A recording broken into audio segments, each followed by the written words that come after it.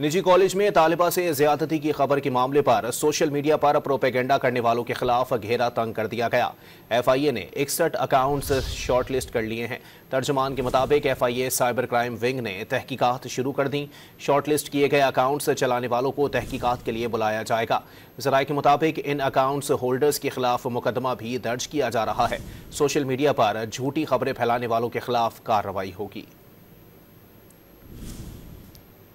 निजी कॉलेज में तालिबा से ज्यादती की खबर के मामले पर सोशल मीडिया पर प्रोपेगेंडा करने वालों के खिलाफ घेरा तंग कर दिया गया।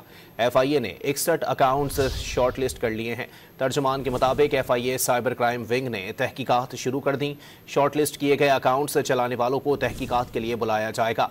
ज़राए के मुताबिक इन अकाउंट्स होल्डर्स के खिलाफ मुकदमा भी दर्ज किया जा रहा है।